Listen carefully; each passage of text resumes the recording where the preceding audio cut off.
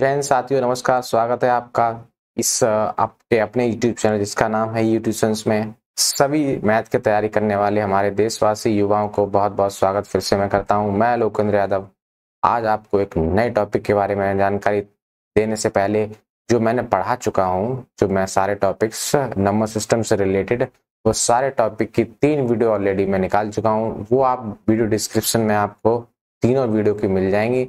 जो लोग भी बिल्कुल बेसिक से तैयारी करना चाहते हैं, नंबर सिस्टम की जड़ जानना चाहते हैं कि होता क्या है, तो वो बिल्कुल 3 वीडियो पीछे की देखने के लिए जरूर डिस्क्रिप्शन को विजिट करें। और इसकी जो वीडियो है वो प्लेलिस्ट में भी आपको मिल जाएगी। लेक्चर 1 यानी कि जो नंबर सिस्टम है उसकी जो क्लासिफिकेशंस जो हमने बताए थे नंबर सिस्टम के बारे में, नंबर क्या होते हैं, उनकी वीडियो कि जो अब क्वेश्चन है वो हम पार्ट 4 में कवर कर रहे हैं। और ये जो क्वेश्चन है वो बेहद ही वेरी वेरी इंपॉर्टेंट होने वाले हैं। इसलिए इंपॉर्टेंट होने वाले हैं वेरी वेरी क्योंकि ये क्वेश्चंस प्रीवियस जो ईयर्स के क्वेश्चन हैं, बहुत बड़े एग्जाम जैसे कि सीडीएस के क्वेश्चन हैं, इसमें सीजीएल टीयर 1 और टीयर 2 दोनों के क्वेश्चन मिलेंगे। और सी सेट के भी कुछ इसमें क्वेश्चन पड़े हुए हैं जो हमने इस सीरीज में रखे हुए हैं। तो जो लोग युवा हमारे एसएससी सीजीएल की, सीएचएसएल की, CPO banking, state exam, one day किसी भी एग्जाम, यूपीएससी के सी सेट की, एसएससी जीडी और हमारे वीर अग्निवीर जो की आर्मी और एयरफोर्स के तैयारी करने वाले जो भी युवा हैं वो इस वीडियो को देख सकते हैं। और तो वीडियो शुरू करने से पहले मैं आपसे एक गुजारिश जरूर करूंगा, क्योंकि आप इसको लाइक और शेयर जरूर करते चलें ताकि हमारा भी थोड़ा मनोबल बढ़ता चले। तो बिना देरी के शुरू करते हैं आज की श्रृंखला। उससे पहले हमारा टेलीग्राम चैनल ये है, यहाँ से आप डिस्क्रिप्शन में ये दे रखा है, उसके साथ साथ ये क्यूआर कोड है, इसे आप स्कैन करके भी विजिट कर सकते हैं और उसे ज्वाइन कर सकते हैं। चलिए तो शुरुआत करते हैं और दर्शन कीजिए हमारे बेहतरीन सी क्वेश्चन की श्रृंखला को। ये देखिए, तो बहुत ही बेहतरीन शुरुआत होने वाली है क्योंकि पहला क्वेश्चन शुरुआत करते हैं। विच one of the following is not correct? इसमें से कौन सा करेक्ट नहीं है, कौन सा सही नहीं है? 1 is neither prime nor composite, तो ये तो सही है। 1 ना तो प्राइम है ना कंपोजिट है। 0 is neither positive nor negative, ये भी बात सही है, यानी कि 0 ना तो पॉजिटिव होता है ना नेगेटिव होता है, ये बीच का होता है। यदि P Q is even then P and Q are always even। देखिए, अगर P और Q यानी कि ये जो है ना, ये जो चीज होती है P मल्टीप्लाई Q, अगर इवन है तो P और Q हमेशा इवन होंगे। क्या ऐसा जरूरी है? बिल्कुल जरूरी नहीं है, क्योंकि अगर हम 3 और मल्टीप्लाई 2 कर दें तो आंसर आएगा 6। तो यानी P और Q हमेशा ऑलवेज इवन नहीं हो सकते हैं, यानी कि एक ऑड और एक इवन भी हो तो भी हमें इवन आंसर मिल सकता है। तो यानी कि ये जो ऑप्शन है ये गलत है। बाकी √2 इज एन इरेशनल नंबर, तो हाँ, √2 एक इरेशनल नंबर है, तो हमारा करेक्ट आंसर क्या है? सी। नेक्स्ट, हाँ, if n is natural numbers then √n is. देखो, अगर n एक नेचुरल नंबर है यानी कि प्राकृतिक संख्या है तो √n क्या होगी? तो ऑलवेज नेचुरल नंबर, तो एक हमेशा प्राकृतिक संख्या होगी, ठीक है। ऑलवेज इरेशनल नंबर, हमेशा एक परिमेय संख्या होगी। ऑलवेज एन इरेशनल नंबर, क्या हमेशा इरेशनल नंबर होगी। आइदर अ नेचुरल नंबर और इरेशनल नंबर। देखिए, हमेशा ये नेचुरल नंबर ही रहे तो ऐसा कोई जरूरी नहीं है, क्योंकि अगर मान लिया 2 एक नेचुरल नंबर है तो अगर इसको 2 को ब्रैकेट में डाल देंगे तो ये कोई नेचुरल नंबर थोड़ी ना होता है, ये तो इरेशनल नंबर हो गया। तो यानी ये ऑप्शन भी गलत। हमेशा रेशनल नंबर होगी तो रेशनल नंबर कैसे होगी भाई? ये तो √2 में आ गया। √5 भी होता है तो √5 कोई रेशनल नंबर तो ना होता है, रेशनल नंबर नहीं होता है। तो यानी ये ऑप्शन भी गलत। हमेशा नहीं होगा ऐसा कि अगर कोई नंबर नेचुरल नंबर है तो रूट में डाल दो तो वो रेशनल बन जाएगा। हमेशा इरेशनल होगा, जरूरी नहीं हमेशा इरेशनल हो। यानी कि यहाँ पे लिखा है 4 और 4 को अगर हम अंडर रूट कर देंगे तो क्या आएगा? 2। तो 2 तो क्या कोई इरेशनल नंबर तो ना, तो हमेशा इरेशनल नंबर भी नहीं हो सकता है। तो आंसर हमारा डी सही। क्यों?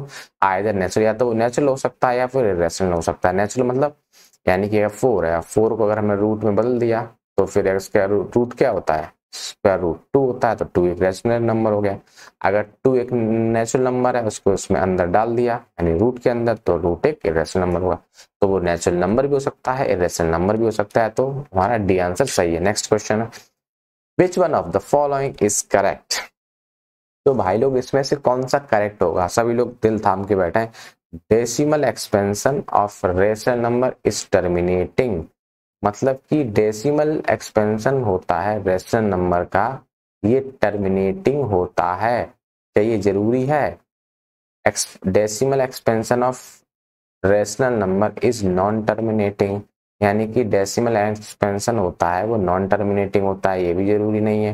Decimal expansion of an irrational number is terminating, भैया इरेशनल नंबर टर्मिनेटिंग तो हो ही नहीं सकता है, ठीक है।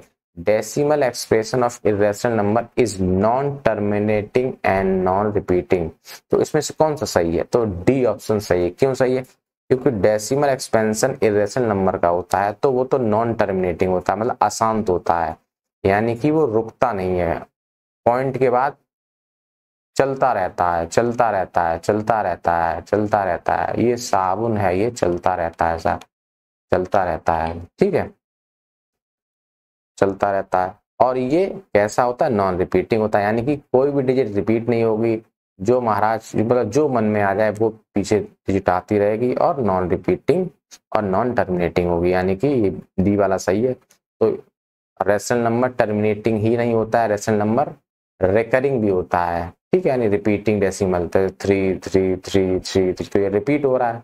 तो जो चीज डेसिमल के बाद चीज बार बार रिपीट हो रही है तो वो रेशनल नंबर में आ जाती है, मैं पीछे वीडियो में बता चुका हूँ।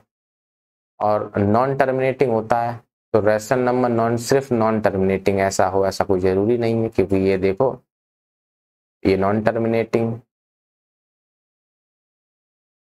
ये तो देखो टर्मिनेटिंग के उसमें ऑप्शन में आ रहा है, और ये नॉन टर्मिनेटिंग के ऑप्शन में ऐसे ये 2.5 लिख दिया, ये टर्मिनेटिंग में आ रहा है, और ये नॉन टर्मिनेटिंग में आ रहा है ऊपर वाला, ठीक है। Decimal extension of an irrational number is terminating, तो भाई इरेशनल नंबर हमेशा टर्मिनेटिंग नहीं होता है, बिल्कुल हमेशा क्या होता ही नहीं है टर्मिनेटिंग, ठीक है, तो अशांत होता है और नॉन रिपीटिंग होता है।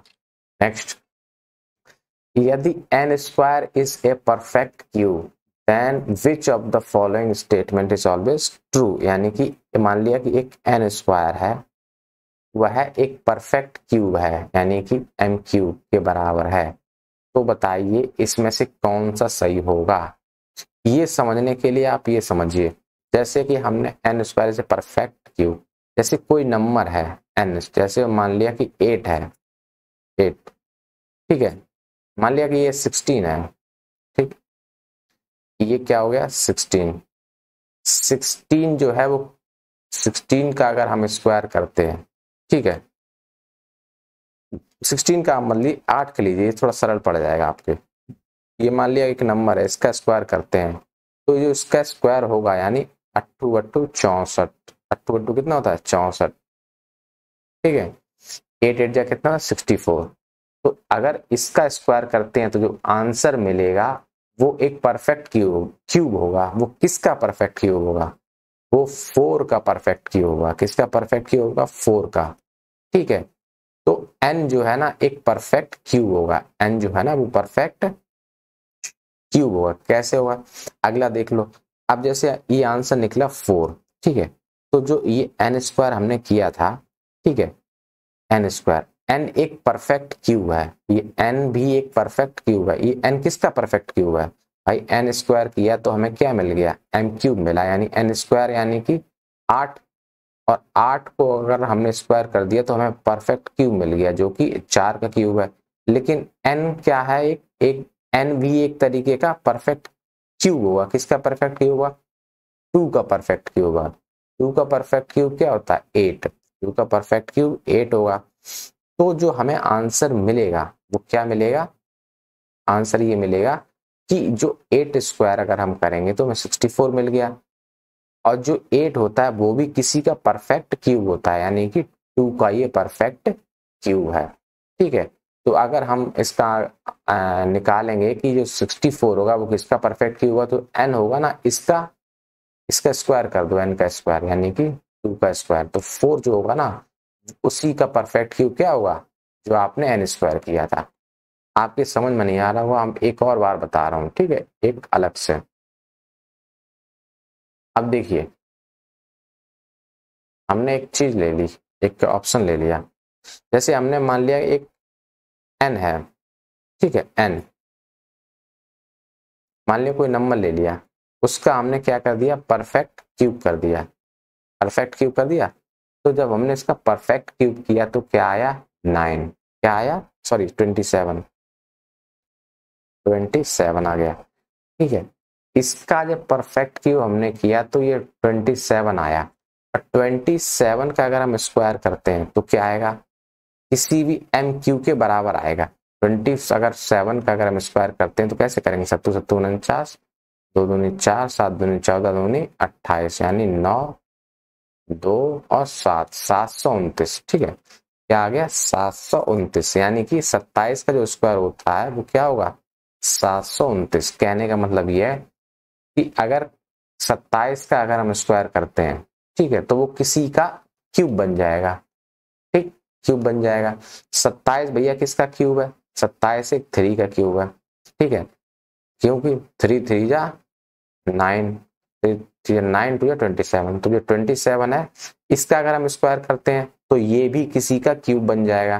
तो ये जो बनेगा ये किसका क्यूब बनेगा, तो हमेशा जिसका आप क्यूब कर रहे हैं, ठीक है, यहाँ शुरुआत में जिसका आप क्यूब कर रहे हैं वही क्यूब का स्क्वायर कर दीजिए, यानी कि 3 का अगर स्क्वायर करेंगे तो क्या आएगा 9, तो ये जो निकल के आएगा ये हमेशा 9 का क्यूब निकल के आएगा, यानी ये 9 का क्यूब निकल के आया, ठीक है। उम्मीद है ये चीज समझ में आई होगी, नहीं समझ में आई इसको आप रिपीट करके दोबारा देख लीजिए, ठीक है।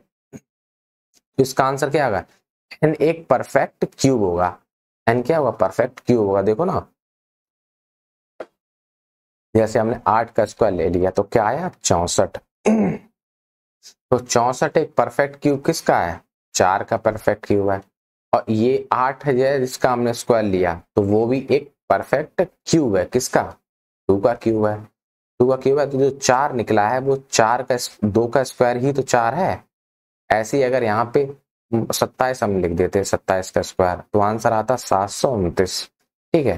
तो 727 किसका क्यूब है, ये 3 का क्यूब है, और 729 किसका क्यूब है ये पता करना है तो 3 का स्क्वायर कर दो, यानी 9 का क्यूब है 27। तो कहने का मतलब ये है 27 का अगर हम स्क्वायर करते हैं तो ये 27 भी किसी का क्यूब होगा, और वो किसी के क्यूब का अगर हम स्क्वायर कर दें जो आंसर निकलेगा वो किसी और नंबर का क्यूब होगा। किसका क्यूब होगा, जो हमने n है ना इसका क्यूब किया था इसी का n का स्क्वायर अगर हम कर देते हैं तो n का स्क्वायर 9 हुआ, तो 9 का क्यूब क्या निकलेगा 729, बस यही आंसर है। तो हमारा डी क्या होगा ऑप्शन सी, यानी n is a perfect cube, यानी n भी क्या होगा एक perfect, n cube is a perfect square, ये भी गलत, n इज ए इवन ये भी गलत, n इज ऑड ये भी गलत, n is a perfect cube, यानी कि 8 होगा ना, ये भी एक परफेक्ट क्यूब होगा किसका 2 का, ठीक है। अगला क्वेश्चन देखें, consider the following statement of two consecutive integer, one is even, square of odd integer is in the form of this and this। देखो of two consecutive integer one is even, देखो कोई भी 2 consecutive integer हैं उनमें से एक even होता है, बिल्कुल होता है। देखो कोई कंसेक्यूटिव कौन लगाता है, ये इंटीजर है, ठीक है, तो इसमें से जैसे ही हम बढ़ते जाते आगे उसमें से एक और आ रहा है एक इवन आ रहा है, एक और आ रहा है एक इवन आ रहा है, तो इसमें से एक इवन होगा, तो यानी पहला तो हमारा सही है। Square of odd integer is of the form of 8n+1 क्या होगा स्क्वायर ऑफ ऑड इंटीजर, देखो कोई ऑड इंटीजर है, मान लिया कि ये 49, 7 का स्क्वायर कर दिया तो 7 का स्क्वायर किया तो क्या होगा 7 7 49, तो क्या इसके फॉर्म में हमें मिलेगा, यानी कि 8 का मल्टीप्लाई किससे करो 8 6 48 + 1, यानी कि कितना हो जाएगा 49, यानी कि ये बात भी हमारी सही है। अगर कोई भी ऑड इंटीजर का अगर हम स्क्वायर करते हैं तो वो किस फॉर्म में हमें मिलेगा, वो हमें मिलेगा 8n+1 के फॉर्म में, ठीक है। तो एक क्वेश्चन और हम आपको करके दिखा दे रहे हैं, ये वाला देखिए, ये देखिए जैसे हमने एक क्वेश्चन और दे दिया, जैसे कि एक कोई और इंटीजर ले ले रहे हैं हम, 9। 9 का अगर हमने स्क्वायर कर दिया, ठीक है, ये पूछ रहा ना 9 का स्क्वायर क्या होता है 81।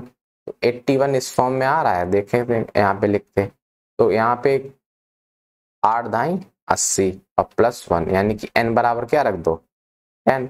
तो 8 दाई 80 और प्लस 81 यानी कि ये भी 8n+1 के फॉर्म में आया। तो हमारे दोनों ऑप्शन सही हैं, यानी कि कंसेक्यूटिव इंटीजर में एक इवन भी होता है, अगर ऑड के स्क्वायर करते हैं वो लगभग इस फॉर्म में बन जाता है, 8n+1 के फॉर्म में बन जाता है। नेक्स्ट क्वेश्चन पे आते हैं।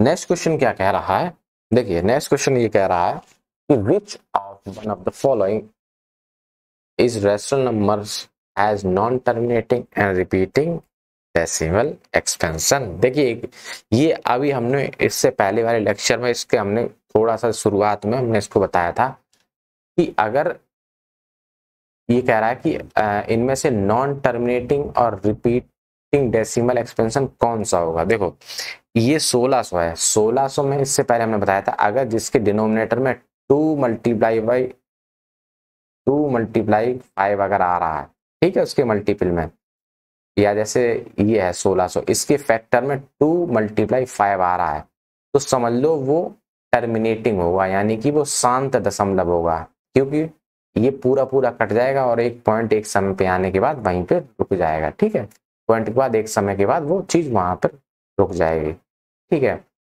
और हमने एक चीज बताई थी, अगर ये 2 आ रहा है, 2 का बार बार मल्टीप्लाई एक ही साथ हो रहा है, ठीक है, तो वो भी क्या होगा कि वो भी टर्मिनेटिंग डेसिमल कहलाएगा। क्या कहलाएगा? Terminating decimal. वो भी टर्मिनेट हो जाएगा, मतलब वो भी शांत दशमलव हो जाएगा। जैसे 8 का अगर गुणा इसमें करोगे एक समय के बाद, पॉइंट के बाद, वो क्या हो जाएगा? शांत हो जाएगा, यानी पूरा कट जाएगा और वहां पर 10 दशमलव समाप्त हो जाएगा। वहीं इसमें अगर हम देखें तो इसमें 50 है, तो इसमें भाई 2 और 5 का मल्टीपल आ रहा है, तो जिसमें 2 और 5 का मल्टीपल आए, या फिर लगातार 2 का मल्टीपल आए, या फिर 5 का मल्टीपल आए, या फिर 5 का मल्टीपल आए, तो वो हमेशा टर्मिनेटिंग ही होगा। उससे ज्यादा ऐसा नहीं कि वो बढ़ता चला जाएगा, रुकेगा ही नहीं। ठीक है, तो इस वजह से हमने आपसे कॉन्सेप्ट बताया था 2 into 5 अगर कहीं है तो वो टर्मिनेटिंग डेसिमल कहलाएगा, डेसिमल टर्मिनेटिंग डेसिमल बन जाएगा। ठीक है, तो ये 1600 में तो 2 और 5 का तो मल्टीपल है ही। ठीक है, तो ये भी भाई टर्मिनेटिंग डेसिमल हुआ। 8 इसलिए 2 और 2 2 के फॉर्म में है, यानी कि 2 और 5 में से 2 बार बार आ रहा है, यानी 2 का क्यूब है, तो ये भी भाई पूरी तरीके से कट जाएगा। 50 में 2 into 5 का भी मल्टीपल है, इस 50 में होता है, देखो ना 50 में भी तो होता है 2 पंचे 5 10 पना 50, ये देखो 5 2 5 का मल्टीपल आ रहा है, यानी ये भी पूरी तरीके से कट जाएगा। अब बचा ये मास है, यानी कि ये किसका मल्टीपल है? 6। 2 into 3, जब 2 के साथ 3 का मल्टीप्लाई, 7 का मल्टीप्लाई, या 2 के साथ किसी और का मल्टीप्लाई आ जाता है, तो समझ लीजिए कि वो नंबर नॉन टर्मिनेटिंग ही होगा, यानी कि वो कटेगा नहीं, चाहे कितना भी आप काटते रहो तो वो नॉन टर्मिनेटिंग हुआ। तो हमारा आंसर क्या है इसमें से? नॉन टर्मिनेटिंग कौन सा होगा? तो डी वाला होगा। ठीक है, तो D is the correct answer, D is the correct answer. Next question. हाँ, consider the following statement in the respect of two integers. Consider the following statement in respect of two integers p and q, both both greater than 1, which are relatively prime. इनमें से जो consider following statement in respect to, दो integer हैं p और q, दोनों एक से बड़े हैं, और मतलब दोनों जो भी इंटीजर्स होंगे वो रिलेटिवली प्राइम। रिलेटिवली प्राइम का मतलब होता है कि को प्राइम होंगे, यानी एक दूसरे, जो जैसे 19 हो गया और 21 हो गया, ये दोनों क्या होंगे? ये दोनों को प्राइम होंगे, क्योंकि इनके बीच का जो एचसीएफ होगा वो 1 होगा, यानी कि इन दोनों के फैक्टर में सिर्फ एक नंबर ऐसा है जो कॉमन आएगा, तो वही रिलेटिवली प्राइम होता है, यानी दो नंबरों के बीच का जो फैक्टर आए वो 1 हो। ठीक है, तो रिलेटिवली प्राइम इसमें कौन सा ठीक है? P एंड Q में भी प्राइम नंबर, देखो P और Q में भी प्राइम नंबर हो सकते हैं। देखो P और Q प्राइम नंबर हो सकते हैं। ठीक है, तो देखो भाई P या Q हो भी सकते हैं, देख कैसे हो सकते हैं, देखो जैसे मान लिया 17 और 19, ये जो है ना, ये भी एक प्राइम नंबर है, बिल्कुल हो सकते हैं। बोथ P एंड Q में भी कंपोजिट नंबर, ठीक है, बोथ यानी P और Q कंपोजिट नंबर हो सकते हैं, ठीक है, दोनों। तो देखो, दो कंपोजिट नंबर बिल्कुल हो सकते हैं, जैसे 19 हो गया, both P and may be composite number, both P and Q may be composite number. देखो, दो तो कंपोजिट नंबर नहीं हो सकती हैं, इसमें से एक कोई नंबर हो, वो कंपोजिट नंबर अगर हो तो ये चल जाएगा, ठीक है। अगर दोनों कंपोजिट नंबर हो गई 21 और मान लिया कि 25, ठीक है, तो भी एक ऐसी डिजिट है जो क्या होगी,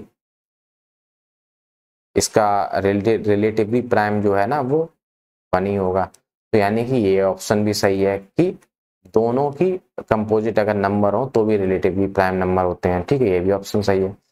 one of P and Q में भी प्राइम एंड अदर कंपोजिट, एक प्राइम हो सकता है, एक कंपोजिट भी हो सकता है, तो हमारे तीनों ऑप्शन करेक्ट हैं।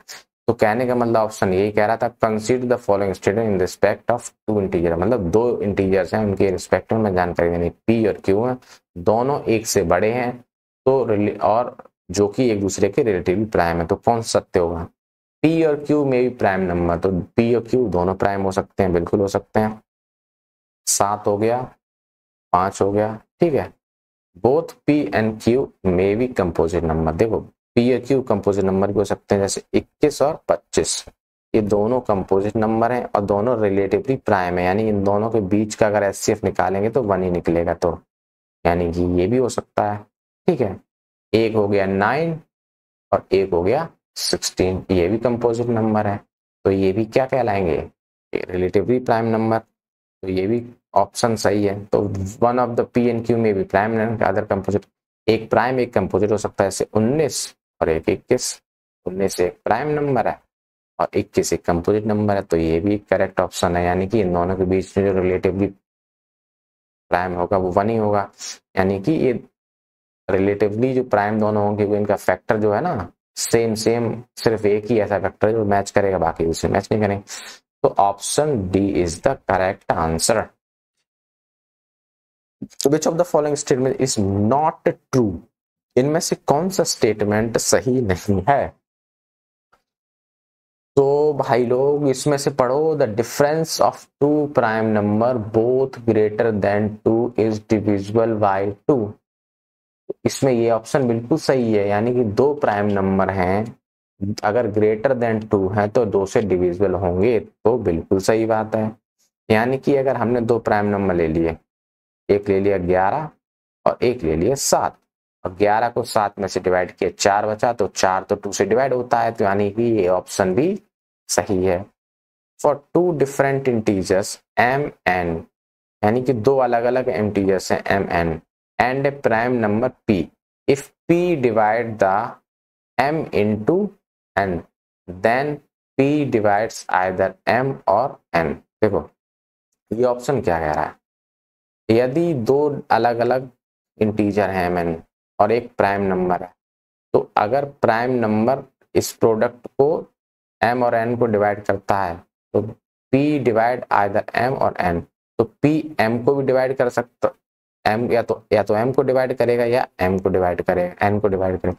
तो ये चीज जरूरी नहीं है कि अगर m और n है तो सिर्फ p या तो m को डिवाइड करे या फिर n को डिवाइड करे, ठीक है। तो जैसे हमने एक ऑप्शन ले लिया, मान लिया कि 14 और 21 और ये हो गया मल्टीप्लाई, और एक प्राइम नंबर p जिसे हमने 7 मान लिया, तो ये 7 21 को भी डिवाइड कर रहा है, 7 14 को भी डिवाइड कर रहा है। तो ऐसा जरूरी नहीं है कि अगर m इंटू n को p डिवाइड कर रहा है तो या तो m को डिवाइड करेगा या सिर्फ n को, तो दोनों को भी डिवाइड कर सकता है ना, ये देखो ना, तो यानी कि ये ऑप्शन सही नहीं है। If a number is the form of 6 minus n belong to nation then it is prime number. देखो अगर ये कोई 6n-1 है तो ये कोई और n एक नेचुरल नंबर है तो ये प्राइम नंबर के फॉर्म में होगा, तो जरूरी नहीं है प्राइम नंबर के फॉर्म में हो। 6n प्लस माइनस 1 ये है, ये प्राइम नंबर के फॉर्म में हो सकता है, क्योंकि अब जैसे हमने एक नंबर ले लिया है 6 2 माइनस 1, 6 दूनी 12, 12 में से एक गए 11 बचे, ठीक है। अब ऐसे हमने एक ले लिया 6 गुणे 6, सॉरी यहाँ तो दिखेगा नहीं आपको, यहाँ देखते हैं 6 गुणे 6 माइनस का 1, छतनक 36 माइनस 1, 35 आ गया। 35 तो प्राइम नंबर होता ही नहीं है, तो इसीलिए यहाँ पे ये रूल फॉलो नहीं करेगा। यहाँ पे क्या आ सकता था, यहाँ पे छतनक 36 या प्लस 1 आ सकता है, यानी 36 37 एक प्राइम नंबर होता है। तो अगर यहाँ पे लिखा होता 6n प्लस माइनस 1 तो ये ठीक था, सिर्फ माइनस लिखा तो ये भी गलत है, यानी इसमें दो ऑप्शन गलत है।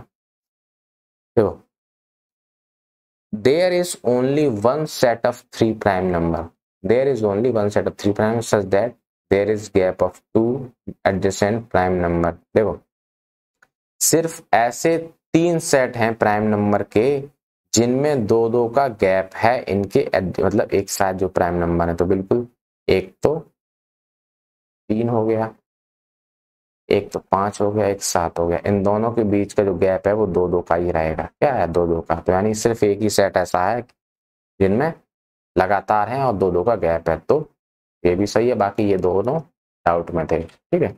अगला question, n is the smallest 3 digit number where n is divisible by 13, then what will be the remainder। देखो, n एक स्मॉलेस्ट 3 डिजिट नंबर है, प्राइम नंबर है। कौन सा नंबर है, प्राइम नंबर है, और n divided by 13, then what will be the reminder.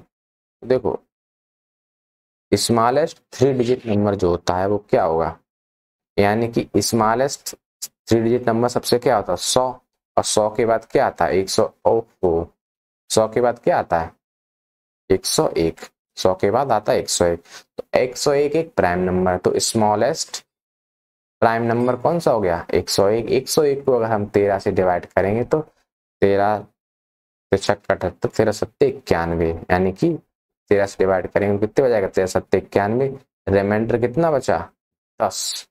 तो यानी कि ऑप्शन हमारा कौन सा सही है, D option is the correct. Next, m is the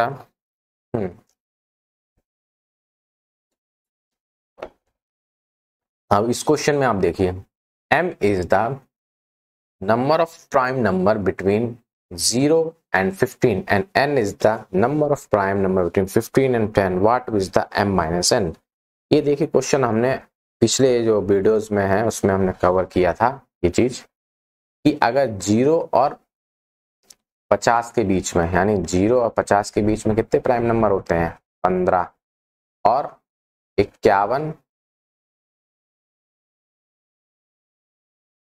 और 100 के बीच में कितने प्राइम नंबर होते हैं, 10। अब वो ये पूछ रहा है कि ये m है और ये n है, इन दोनों का क्या है, माइनस करना है, m माइनस n।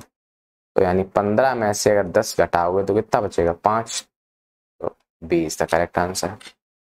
नेक्स्ट देख लिए भाई साहब, how many composite numbers are there between from this and this. देखो, ऐसा होता है, हेलो हमारे प्यारे साथियों, हमारे प्यारे बंधुओं, 1 से लेकर 50 तक तो हमने बताया था 15 प्राइम नंबर होते हैं, और जो प्राइम नंबर नहीं होते हैं बच्चे कुचे वही कंपोजिट नंबर कहलाते हैं, ठीक है। वही क्या कहलाते हैं, कंपोजिट। मतलब कंपोजिट नंबर क्या है, जो प्राइम नंबर नहीं है वही कंपोजिट नंबर है। कंपोजिट नंबर क्या होता है, जिसके 2 से अधिक गुणनफल हो, जिसके 2 से अधिक फैक्टर हो, वही कंपोजिट नंबर कहलाता है। प्राइम नंबर जिसके या तो वो खुद फैक्टर हो या 1 हो, ठीक है। तो अब ये पूछ रहा है 53 से लेकर 97 तक, ठीक है। तो 51 से लेकर 100 तक कितने प्राइम नंबर होते हैं, 10। कितने होते हैं, 10। अब वो ये कह रहा है कितने कंपोजिट नंबर होंगे इतने इतने के बीच। तो पहले हम ये देखेंगे 51 और 100 के बीच में कितने प्राइम नंबर होंगे, 10। तो अब देखो, 51 और 100 यानी कि ये नंबर 53 से शुरू हो रहा है, 97 पर खत्म हो रहा है। तो यानी कि 51 और 52 ये 2 नंबर हट गए और फिर 98, 99 और 100 ये 3 नंबर हट गए। मतलब 1 से 51 से 100 तक कितने नंबर हट गए, यानी कि 53 से शुरू हुआ तो 91, 92 ये माइनस हो गया और ये 97 तक ही जा रहा है, तो यानी 98, 99, 100 यानी कि 51 से लेके 100 तक टोटल 5 ऐसे नंबर हैं जो क्या हो रहे हैं, माइनस हो रहे हैं। ठीक है, तो 50 में से 5 घटा दो, कितने बचे, 45। कितने बचे, 45। ठीक है, 45 बचे, यानी कि 53 से लेकर 57 तक आप गिनेंगे तो कितने 45 ही नंबर तो आएंगे, गिन लो। 53 से लेकर 57 तक अगर टाइम हो तो गिन लिया करो। ठीक है, एसएससी में अगर मेहरबानी कर दे तो आप गिन लेना। तो 45 तो हो गए नंबर, तो उसमें से कितने टोटल प्राइम नंबर थे, 10। कितने प्राइम नंबर हैं, 10। यानी 45 में से 10 घटाओ कितना बचेगा, 35। यानी जितने सारे प्राइम नंबर घटा दो बचे कुछ वो कंपोजिट नंबर ही होंगे। तो 35 इज द करेक्ट आंसर। तो 35 टोटल कंपोजिट नंबर होंगे कितने कितने कितने के बीच में, 53 और 57 के बीच में। क्योंकि 51 से हम 100 तक की बात करते हैं तो कितने टोटल होते हैं, 10 प्राइम नंबर। तो 51, 52 तो है नहीं, तो 53 से शुरू हो रहा 97 तक जा रहा है, तो 53 से लेकर 97 तक टोटल कितने नंबर होंगे, 45। और इतने के बीच में कितने नंबर होते हैं प्राइम नंबर, 10। 98, 99, 100 थोड़ी प्राइम नंबर होते हैं, 97 तक ही प्राइम नंबर होते हैं। 97 ही एक प्राइम नंबर है, 98, 99, 100 तो भाई कंपोजिट नंबर हो जाता है। तो 45 टोटल नंबर है, 53 से 97 तक, और उसमें से 10 प्राइम नंबर, यानी कि इसमें 10 प्राइम नंबर को घटा दो तो बचा 35। तो 35 कंपोजिट नंबर आंसर आ गया। ज्यादा देरी न करते हुए अगला तरफ बढ़ते हैं। All odd prime numbers is up to 1, 1, 0 all multiple together, यानी कि ऑल ऑड प्राइम नंबर, जितने सारे ऑड प्राइम नंबर हैं 110 तक, इनको अगर आप मल्टीप्लाई कर दें तो what is the unit digit in this product. देखो ये क्वेश्चन देखने में तो बहुत हलवा लग रहा है। ये क्वेश्चन मैं सारे करा रहा हूँ, ये सारे सीडीएस में आए हुए हैं, इनमें से एक ये सीडीएस में आया हुआ है, और जितने सारे क्वेश्चन हमने कराए हैं एक भी हमारी तरफ से बनाया हुआ नहीं है। हमने सब प्रीवियस ईयर के टीपे हुए सारे क्वेश्चन डाले हुए हैं, सीधा यहाँ से टीप के यहाँ डाल दिया क्योंकि प्रीवियस ईयर के क्वेश्चन है सारे। CDS, CHSL, sorry CGL tier 2 के क्वेश्चन, टीयर 1 के, और सी सेट के ज्यादातर टीयर 2 के क्वेश्चन और सीडीएस के, और सी सेट के कुछ उसमें क्वेश्चन पड़े हुए हैं। अभी लास्ट में देखना एक बढ़िया क्वेश्चन आएगा। तो देखिए इसका क्वेश्चन, सभी ऑड प्राइम नंबर होते हैं अगर उनको मल्टीप्लाई कर दें, ऑड प्राइम नंबर। देखो ऑड प्राइम नंबर कहाँ शुरू होता है, 3 एक ऑड नंबर है। ठीक है, तो ये क्या हो गया, ऑड प्राइम नंबर से ही तो बात कर रहा है भाई। प्राइम नंबर तो 2 से शुरू होते हैं, लेकिन ये ऑड प्राइम नंबर से बात कर रहा है। तो ऑड प्राइम नंबर 3 से शुरू होते हैं, फिर 5 से शुरू होता है, फिर 7 होता है, फिर 11 होता है, फिर 13 होता है, फिर 17 होता है। अब वो यूनिट डिजिट पूछ रहा है, तो जहां पर आपको 5 का मल्टीप्लाई मिल जाए, यानी कि 5 का मल्टीप्लाई किसी भी ऑड नंबर, किसी भी विषम संख्या के साथ 5 का जब हम गुणा करते हैं तो उसकी यूनिट डिजिट 5 ही रहती है। नहीं मानते तो आप करके देख लो, हमारे पे यकीन नहीं हो तो 5 15, 15 यूनिट डिजिट क्या है 5। अब इसका 5 का करोगे तो कितना होगा, 5 7 35, 5 यूनिट डिजिट, 5 1 5, फिर से 5 यूनिट डिजिट, 5 3 15, फिर से 5 यूनिट डिजिट, 5 7 35, फिर से 5 की यूनिट डिजिट। अब 19 का करोगे, 5 9 45, ये भी 5 यूनिट डिजिट। तो जितने बार आप करेंगे 5 का गुणा किसी भी ऑड नंबर के साथ आप करेंगे तो वो उसकी यूनिट डिजिट हमेशा 5 ही आएगी। ठीक है, next question, what is the value of x for which x, x plus 1, x plus 3 all are prime number. देखो एक चीज आपको दिख रही है, x, अरे x, x, x plus 1 और क्या है x plus 2, x, x plus 1 and x plus 2। ये जो चीज आपको दिख रही है इसमें एक चीज आपको नॉर्मल दिख रही होगी कि ये इन सब में दो दो बढ़ रहा है, ये बढ़ रहा है, ये बढ़ रहा है, यानी कि ये कंजिक्यूटिव फॉर्म में हमें दिख रहे हैं प्राइम नंबर, इस फॉर्म में दिख रहे हैं कंजिक्यूटिव। ठीक है, तो ये कंजिक्यूटिव फॉर्म क्या होंगे, तो x की वैल्यू यहाँ पर क्या रखें कि हमारा आंसर ये आ जाए। तो देखो सभी प्राइम नंबर होते हैं, देखो 2 क्या है, एक प्राइम नंबर है, x प्लस 1 करोगे तो वो भी क्या होगा, 2 प्लस 1 क्या होता है 3, और x की जगह 2 रखोगे तो x प्लस 2 प्लस 3 क्या हो जाएगा 5, तो यानी कि 2 3 5 सभी प्राइम नंबर हैं, तो x बराबर क्या होगा 2, यानी कि आंसर क्या आएगा 2।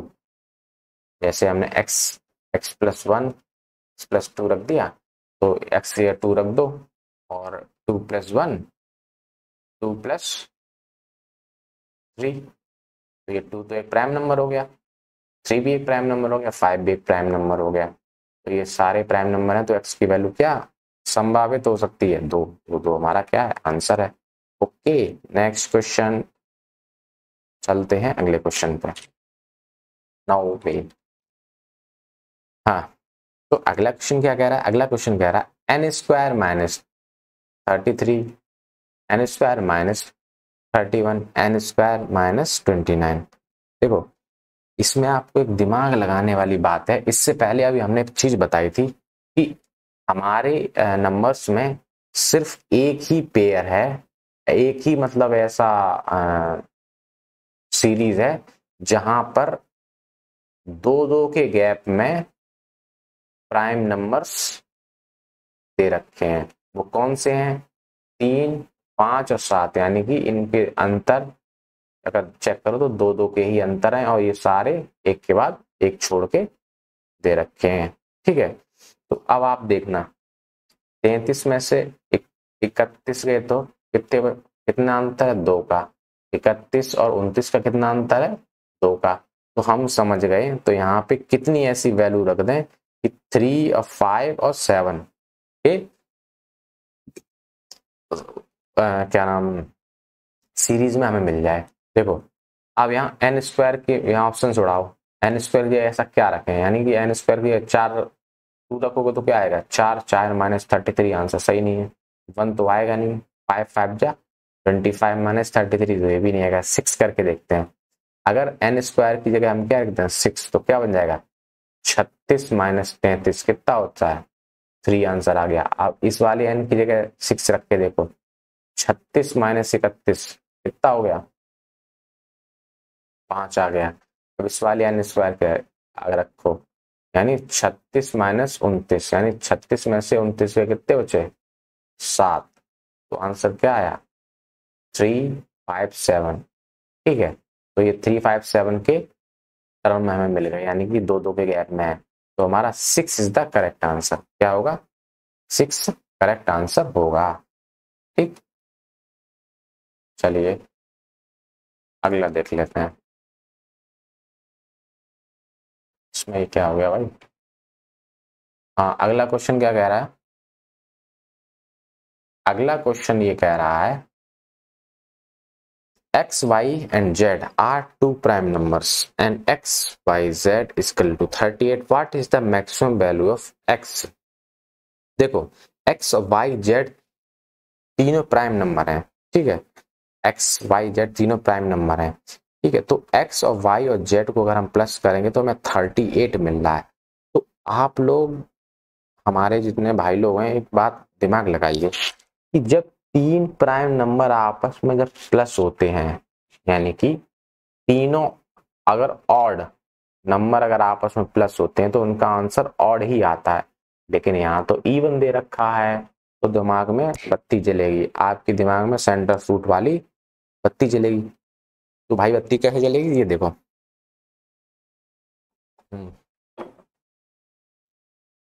अभी सवाल में देखिए, जैसे हमने ये ले लिया 3 7 5, अगर इन तीनों को प्लस करो तो यानी दो प्राइम नंबर को प्लस करो तो इवन आ ही जाएगा, ठीक है, यानी 7 3 10, लेकिन अगले प्राइम नंबर को प्लस करोगे तो क्या आएगा 15, ऐसे ही 11 13 19 यानी 3 प्राइम नंबर है, इनको अगर प्लस करेंगे तो कितना आएगा 9 12, यानी ये तो इन दो प्राइम नंबर को प्लस करोगे तो ये बना ही जाएगा, लेकिन तीसरा अगर प्लस करोगे तो क्या आएगा 13 13 इज द ऑड नंबर।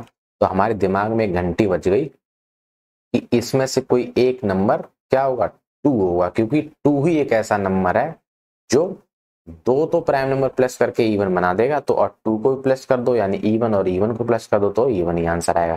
तो ये x की मैक्सिमम वैल्यू पूछ रहा है, तो यानी z जो होगा उसे हम क्या मान लेंगे 2, z बराबर क्या होगा 2 यानी 38। तो x प्लस वाई बराबर हमें क्या मिल जाएगा 36, यानी x और y जो है वो 36 हमें मिल जाएगा। अब x और y 36 मिल जाएगा, इसे हम ऑप्शन से गुणा सकते हैं। इसे यहाँ मैक्सिमम वैल्यू पूछी, मैक्सिमम मतलब ज्यादा से ज्यादा कितनी वैल्यू हो सकती है।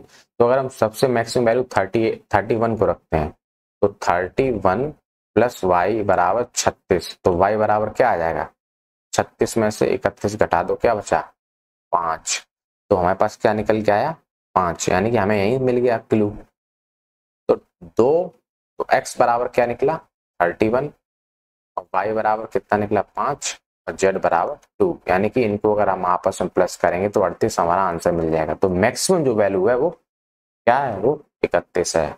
और अगर मिनिमम पूछी जाए तो आप कैसे निकाल देंगे, पहले 19 रख के देखो, 19 से माइनस करोगे तो कितना आएगा 16 में से 9 गए कितने 7 बचे, और 2 में से 1 गया 17 बचे। तो ये तो मिनिमम हो गई, और बाकी 23 वेस तो आप निकाल के आप स्वयं कर सकते हैं, लेकिन मैक्सिमम वैल्यू पूछी तो आप इसे ऑप्शन से उड़ा सकते हैं। ठीक है, ये बात समझने की थी कि ये सबसे अच्छा समझने का फॉर्मूला ये था कि बच्चे का दिमाग कितना चल रहा है कि 38 देखा तो समझ गया कि 2 जब प्राइम नंबर प्लस करेंगे तो इवन बन जाता, तीसरा प्लस करेंगे तो ऑड बन जाएगा, लेकिन ये तीनों प्लस होने के बाद ऑड बन रहा, तो इसमें एक दया, इसमें कोई एक गड़बड़ है, यानी कि इसमें एक इवन नंबर कहीं है। तो x तो रख नहीं सकते क्योंकि हमें x का मैक्सिमम मान पता है, तो हमने z को ही मान लिया, क्योंकि z को हमने पकड़ लिया डॉक्टर सालुके को, और बाकी ये 2 बच्चे हैं इसी के सबूत लेके हमने एसीपी प्रद्युमन को सौंप दिए, और हमारा जो मैक्सिमम नंबर था ऑप्शन से उड़ा दिए। ठीक है, तो हमारा एक 5 मिला, एक 31 मिला, तो 31 था maximum number. Next 17, AB is 2 digit prime number. AB कोई 2 डिजिट का प्राइम नंबर है, where A is not equal to B, मतलब AB कोई प्राइम नंबर है, ठीक है 2 डिजिट का, और A is equal to AB एक दूसरे के बराबर नहीं है। इफ डिजिट्स रिवर्स न्यू, अगर हम डिजिट को पलट दें तो BA बन जाएगा, तो वो भी एक प्राइम नंबर होगा। Then find the sum of all such numbers, तो इन सभी नंबर्स का सम करो। तो देखो हम लोग क्या करते हैं कि हम लोग थोड़ा दिमाग लगाते हैं, ऐसे ए है 11 है तो 11 को पलट देंगे 11 ही बन जाएगा। तब उसने बोल दिया ए बराबर और बी नहीं होगा, तो फिर कैसे ले लोगे, नहीं ले सकते ना। तो शुरुआत करते हैं कहाँ से, 2 डिजिट का नंबर है, तो सबसे पहले शुरुआत करते हैं 13 से। 13 एक प्राइम नंबर है, ठीक है, ए ये हो गया बी ये हो गया, यानी 13। 13 को जब पलटोगे तो क्या बन जाएगा 31, तो 31 भी एक प्राइम नंबर है। ठीक है, अगला होता है 17। 17 को अगर पलटोगे तो क्या आएगा 31, 31 भी एक प्राइम नंबर है। अगला पढ़ते हैं 19। 19 भी क्या है प्राइम नंबर है। 19 का 91, 91 क्या इसका होता है 91, 13 का, ये 13 का हो गया, ये होगा नहीं, पेयर बनेगा नहीं। अगला कौन सा हो गया 23, 32, यानी 23 भी नहीं होगा, 27 भी नहीं होगा। यानी कि जहां जिसके आगे ये 2 लगाओ या 4 हो, जिसके आगे इवन नंबर है, जैसे कि 22 हो गया, 42 हो गया, 43 हो गया, यानी जिसके आगे इवन है तो उनको तो लाइनों को बिल्कुल पढ़ो ही मत। जैसे 41 42 है, 41 है, उसके आगे 4 है, तो 4 जब उल्टा करो तो 14 नहीं बन जाएगा। तो यानी कि जितने इवन नंबर वाली जो शुरुआत 10 डिजिट है उनको छुओ ही मत। 31 पे आते हैं, 31 का 13 हो गया, 37, 37 का क्या आ जाएगा 73, 39, 39 का 93, 41 का हो जाएगा नहीं 51, 57, 75 हो जाएगा, एक होगा 97 और एक 79। बस इतने ही बन सकते हैं। यानी कि खुला पेयर हमारा क्या बन गया, हमारे बन गए यानी कि 13, 31, 17, 71, 37, 73 और 79 और 97। अब वो ये कह रहा है इनको जोड़ दो कितना आंसर आएगा, तो इनको जोड़ो सबको। यानी कि 2 3 2 5, 5 7 5, 12 की 1, यानी 4 7 4 11, 11 7 3 10 11, 11 और 7 18, 18 और 9 कितने होते हैं 18, 18 और 9 कितने होते हैं 27, 272।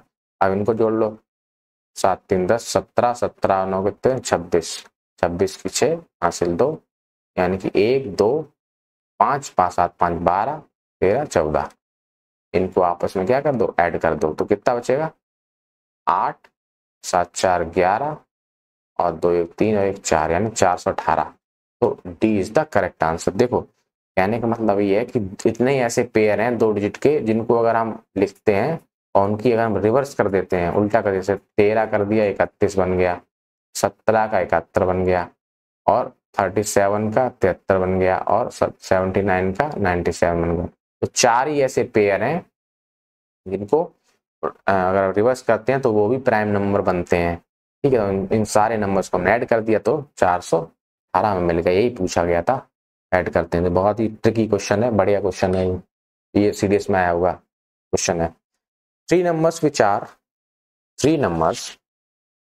which are co-prime to each other are such that product of their first two is this and that last two in this 770। What is the sum of three numbers, तीन नंबर जो एक दूसरे के साथ अभाज्य हैं, ऐसे हैं जो पहले दो गुणनफल 286, अंतिम दो 770 हैं। जैसे तीन कोई प्राइम नंबर को प्राइम है, यानी कि ए बी और सी, यानी इनके दूसरे के फैक्टर सेम सेम नहीं है, यानी कि ये 7 है, ये 9 है और ये 11 है। मान लिया हमने इन लोगों को अगर हम आपस में फैक्टर अगर इनके देखें, इनका एचसीएफ देखें तो 1 आएगा, यानी कि 1 के सिवाय इनमें कोई ऐसा नंबर नहीं है जो आपको सेम सेम दिखे, यानी कि मल्टीपल इसका कोई भी गुणनफल दोनों में मैच करे। ठीक है, तो यानी कि अगर हम ए और बी को मल्टीप्लाई करते हैं तो कितना मिलता है 286, और बी अगर हम सी को मल्टीप्लाई करते हैं तो कितना मिलता है 770। अब हमें क्या करना है, इनको डिवाइड कर दो, बी से बी उड़ा दो और इसे काट दो, 13 दूनी 26 और 13 दूनी 26, 13 पंचे 65, 13 पंचे 65। ठीक है, 13 पंचे 65 और यहाँ कितना बचा 13 दूनी 26, 6 बचा, अरे इससे गलत हो गया, 11 से काटो, 11 दूनी 22 और यहाँ कितना अच्छा है 11 छिंग 66, 11 सत्ते 77, 70 हो गया, इसे 2 से काटो 13 और 35। तो हमें ए कितना मिला, ए बराबर हमें मिला 13 और सी हमें कितना मिल गया 35, ए अपॉन सी बचा था, सी कितना मिल गया 35, यानी कि ए 13 है, सी 35 है। ठीक है, तो बी क्या होगा, तो इन तीनों का सम पूछ रहा है तो बी क्या होगा, तो बी निकाल लो, यानी ए बी इक्वल टू 286। ए कितना था 13, तो बी बराबर क्या हुआ 13 से इसे डिवाइड कर दो, 13 से क्या कर दो इसे डिवाइड कर दो, 13 दूनी 26, 2 बचा, 13 दूनी 26, तो बी बराबर क्या निकला 22, क्या निकला 22, तो बी 22 निकला। अब वो कह रहा है इनका सम निकालो, तो इनका सम क्या होगा, तो हमें सारे मिल गए 13 35 और 22, यानी कि ए हमें 13 मिला, बी हमें 22 मिला और सी हमें 35 मिला। इन सबको प्लस कर दो, यानी कि 5 और 5 10 और 3 6 और 1 7, 70 इज द करेक्ट आंसर। 70 या 80? 5, 3 2 5, 5 5 10, यहाँ से ले 3 2 5 6 और 1 7, 70 इज द करेक्ट आंसर। ठीक है, लगाने का तरीका तो आप देख ही चुके होंगे। अगला देखो, the sum of the three consecutive integers is equal to their product. The sum of many such possibilities are there.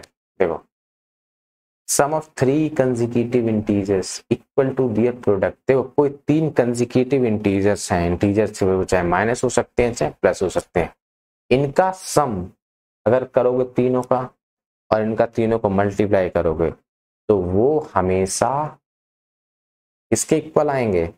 हमेशा उसके प्रोडक्ट के इक्वल आएंगे, यानी सम और प्रोडक्ट दोनों बराबर ही आएंगे। तो ये क्वेश्चन सी सेट का है भाई साहब। ठीक है, तो देखो कैसे आएंगे। देखो, जैसे हमने कोई नंबर ले लिया x माइनस 1, एक्स और x प्लस 1। देखो x माइनस 1 कंसेक्यूटिव पूछ रहा ना, तो यानी कि इनमें एक एक करके बढ़ रहा, पहले x माइनस 1 था, फिर x बन गया, फिर x प्लस 1, यानी कि बढ़ रहे हैं। अगर इन सबको प्लस कर दें तो इनका जो प्रोडक्ट होगा, यानी मल्टीप्लाई होगा, वो हमेशा इसके इक्वल आएगा। तो इनको प्लस करो कितना आएगा? 3x हो गया, x एक्स प्लस 3x और माइनस 1 से माइनस 1 कैंसिल। तो यहाँ क्या बचा? अब इनका आपस में मल्टीप्लाई करो, यानी कि x square minus 1 into x. तो एक्स से एक्स कैंसिल हो गया, तो 3 इक्वल टू क्या बचा? एक्स स्क्वायर माइनस 1, यानी एक्स स्क्वायर क्या बचा? 3 प्लस 1, यानी कि 4। कितना हो गया? 4। तो एक्स स्क्वायर एक्स बराबर क्या होगा? Plus minus 2। क्या हो जाएगा? Plus minus 2। एक्स बराबर हमें क्या मिल गया? Plus minus 2। तो अगर हम एक्स बराबर 2 रखेंगे तो यहाँ पे क्या होगा? 1 होगा और 3 होगा। ठीक है, क्योंकि x बराबर 2 है तो यहाँ पे 2 में से एक गया तो ये 1 आया और एक 3 हो गया, यानी कि एक तो ये पेयर बन गया हमें। यानी कि इन सबको प्लस करो, यानी कि 2 और 1 3 और 3 और 3 कितने? 6। 6 होता है। अगर इनका आप मल्टीप्लाई करोगे तो भी क्या आएगा? 6 आएगा। जैसे करो, 2 1 2 1 2 2 3 6, तो यानी एक पेयर हमें मिल गया। अगला क्या होता है? अगला भाई जीरो भी तो होता है एक इंटीजर। तो अगला क्या हो जाएगा? -1 इंटू 0 इंटू 1। ठीक है, ये भी तो एक भाई साहब एक तरीके का है इंटीजर। तो -1 0 1, इन सबको प्लस करोगे तो क्या आएगा? 0। 1 से 1 कैंसिल गया, 0। इनका मल्टीप्लाई करोगे तो भी क्या आएगा? 0। एक तो पेयर ये मिल गया, तो 2 पेयर हो गए। तीसरा पेयर कौन सा होता है? तीसरा पेयर ये है, -2 -1 और -3। अगर इन तीनों को क्या करोगे? प्लस कर दो तो आंसर आएगा -6। अगर तीनों को मल्टीप्लाई कर दोगे, 2 1 2, यानी कि +2 और 2 3 6, यानी कि एक प्लस का और एक माइनस का, तो क्या बन जाएगा? ये भी -6। तो टोटल कितने पेयर बन गए? 3 पेयर बन गए। तो 3 ऐसे पेयर हैं जिनको अगर आपस में मल्टीप्लाई और आपस में प्लस करोगे तो आंसर एकदम सेम ही आएगा। क्या आएगा? सेम आंसर आएगा। कौन कौन से हो गए? एक तो 1 2 3 हो गया, एक -1 0 1 हो गया, एक -1 -2 और -3 हो गया। इनको अगर आपस में मल्टीप्लाई या प्लस करोगे तो आंसर हमें सेम ही मिलेगा। तो 3 क्या हो जाएंगे? पेयर्स हो जाएंगे। पेयर क्यों हो जाएंगे? 3 पॉसिबिलिटीज हैं, पेयर थोड़ी ना बोलेंगे। Suppose n is a positive integer such that n square is this n square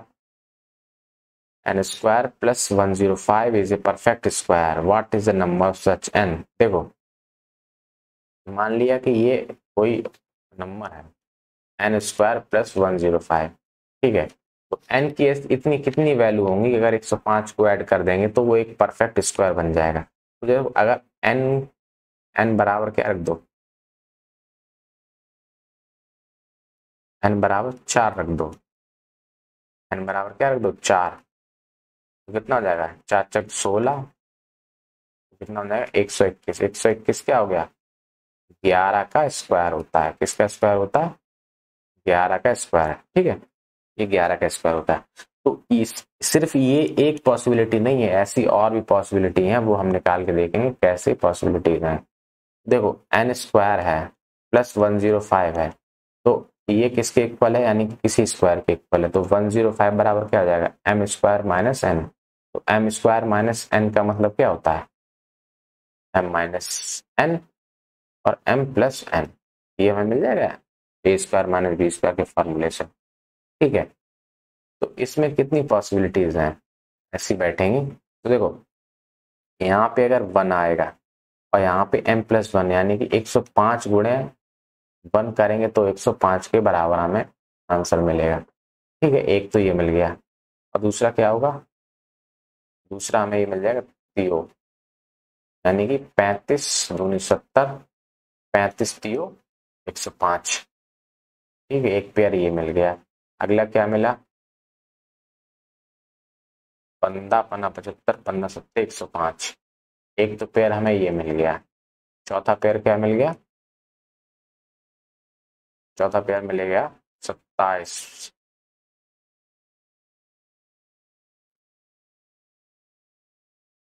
21 पंचे 105, 21 पंचे 105, ठीक है। यानी कि ये 4 ही पेयर ऐसे हैं जिनको अगर आपस में प्लस माइनस मल्टीपल करेंगे तो हमें क्या मिलेगा, यही मिलेगा। देखो यहाँ पे हमने थोड़ी गड़बड़ कर दी, ये चीज ना, ये चीज कुछ इस तरीके से लिखी जाती है, इस तरीके से। अब हम समझा दें आपको, नए पेज पे आपको ये सवाल समझाएंगे, क्योंकि ये सवाल जो है बहुत ही इंपॉर्टेंट और बहुत ही मार्मिक सवाल है। यानी एन स्क्वायर प्लस 105, इनको अगर हम करते हैं तो हमें एक परफेक्ट स्क्वायर मिलता है, ठीक है। तो 105 के बराबर क्या होता है कि M square minus N square लिख सकते हैं, ठीक है। इसको हम ऐसे भी लिख सकते हैं एम माइनस एन और एम प्लस एन, ठीक है। तो यानी 105 के बराबर क्या होगा एम माइनस एन और एम प्लस एन, ठीक है। M minus 1 M plus N, ये हमें मिलेगा। अब देखते हैं इसमें पॉसिबिलिटी क्या बनती है, यानी M minus 1 N M minus N को अगर हम करेंगे तो हमें देखते हैं कि 105 का 1 से अगर मल्टीप्लाई करेंगे तो 105 आएगा, यानी कि m माइनस एन को घटाएंगे तो 1 मिलेगा, यानी कि m प्लस 1, उन दो वैल्यू को प्लस करेंगे तो 105 मिलेगा। अगला हमें क्या मिलेगा 5, 21 पंचे 105, यानी दो वैल्यू घटाएंगे तो 5 आएगा और उनको अगर ऐड करेंगे तो 21 आएगा, ठीक है। 21 पंचे 105। अगला क्या होगा 35 तियो 105, ठीक है। अगला क्या हो गया 17 बना 50 105, 21 पंचे 105, 35 तियो 105 और क्या हो गया 15 सत्ते 105। तो ये 4 जो नंबर है ये हमें मिल गए। अभी आप निकालेंगे कैसे, अब जैसे हमने निकाल लिया कि m minus N plus m plus n बराबर कितना होता है 105, इनको अगर हम ऐड करते हैं तो हमें क्या मिलेगा +1, यानी कि हम ऐसे निकालेंगे, इन दोनों को ऐड करते हैं तो क्या मिल जाएगा, ठीक है। इन दोनों को अगर हम ऐड कर दें आपस में तो हमें कौन कौन सी डिजिट मिलेंगी 106/2, यानी कि 5 3, यानी तो m बराबर क्या मिल गया 53, m बराबर 53 मिला तो n बराबर क्या होगा 52 होगा, क्योंकि 53 और 52 105 होते हैं। तो यहाँ पे वैल्यू रख के देखेंगे 53 में से अगर 52 घटाएंगे तो 1 मिला और 53 और 52 को ऐड करेंगे तो 105 हुआ, यानी कि ये पॉसिबिलिटी हमें मिल गई। अगली 21 वाली पॉसिबिलिटी देखते हैं, तो m minus N plus m plus N cut जाएगा तो ये क्या हो जाएंगे 21 प्लस 5, 21 5 कितना 26, m बराबर कितना मिल गया 13, n बराबर कितना होगा 105 में से 13 घटा दो, ठीक है, कितने बचे 2 और 9, 92, कितना बचा 92। तो ये अरे यहाँ पे मैं थोड़ा गड़बड़ कर रहा हूँ, ठीक है। तो 21 पंचे 105 आ गया, 26 हो गया, तो m बराबर कितना मिल गया हमें 26। जब m, अरे यार, हाँ m बराबर हमें 26 मिल गया, तो n बराबर हमें क्या मिलेगा 13, दूनी 26, 13, और 13 में से m minus n equal to कितना था 5, तो m था 13, 13 और 5 कितना होता है 18, ठीक है। 13 5 कितना होता है 18। ये गलत आ रहा है, गलत क्यों आ रहा भाई।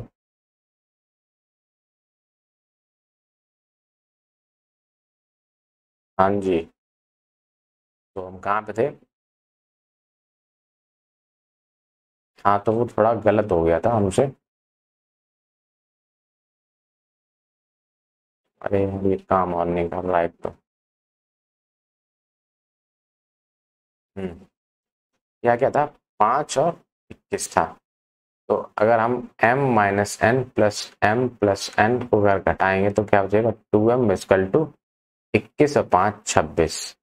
तो m बराबर क्या मिलेगा 26 में से 13 तो को डिवाइड करो तो m बराबर 13 मिलेगा। तो n बराबर 21 माइनस 13 कितना हो जाएगा 8, तो m बराबर कितना मिलेगा 8, ठीक है। तो ये हमारा दूसरा निकल आया। ऐसे 1 2 3 जितने चारों हैं पॉसिबिलिटी निकाल लेंगे, ये सिर्फ चेक करने को था, वरना आंसर तुम्हारा बहुत पहले ही आ चुका है, ठीक है। अगला देखिए, तो इसमें कितनी पॉसिबिलिटी बन रही है 4, तो 4 is the correct answer. Let p be the let p be the two digit numbers and q be the number consisting of same digit। मान ले p एक 2 डिजिट का नंबर है, ठीक है।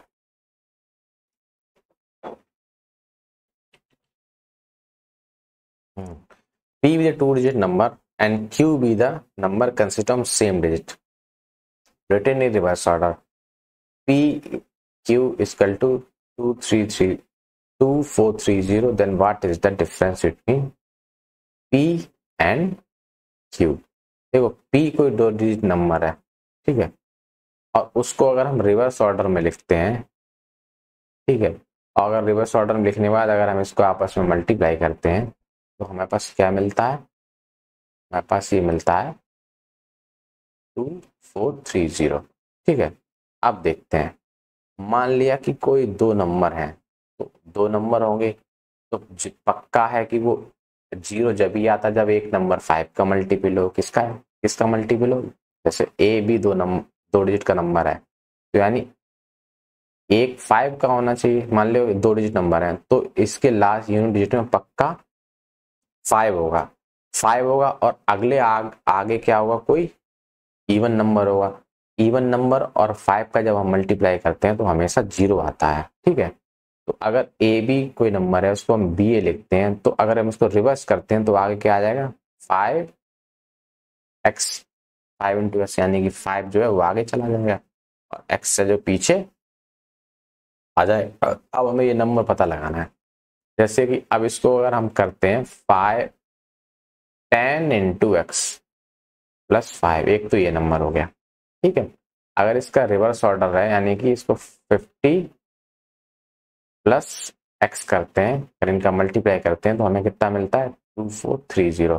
देखो हमने क्यों किया ऐसा प्लस, 5 तो यूनिट प्लेस पे है, एक्स टेंस प्लेस पे है, तो इसीलिए 10 का मल्टीप्लाई कर दिया और आपस में लिख दिया। जैसे कि हमने लिखा 53, तो 53 कैसे लिखेंगे 3 प्लस 50, यानी 50 का 5 का मल्टीप्लाई 10 के साथ कर दिया। तो वैसे हमने किया x प्लस 10 और प्लस 5, इनका आपस में मल्टीप्लाई कर दिया।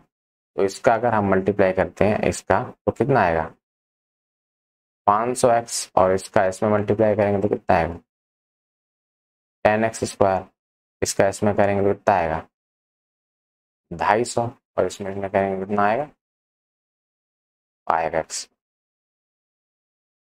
तो 10x स्क्वायर प्लस 5x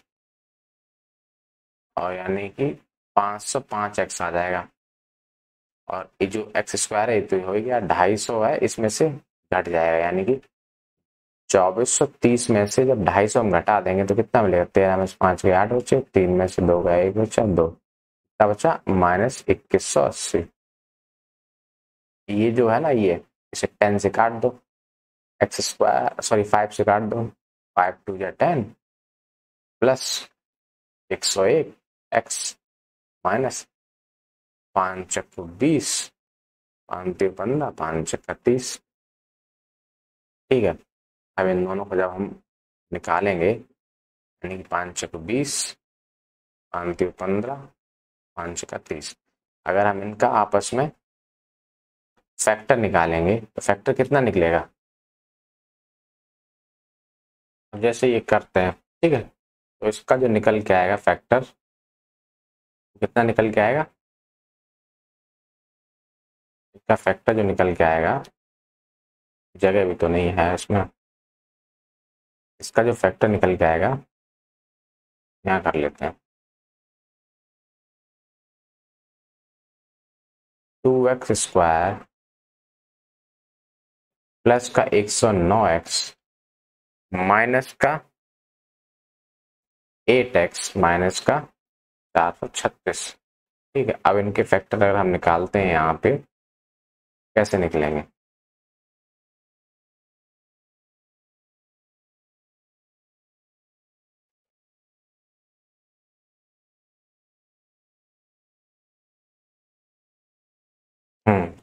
कहाँ पे थे?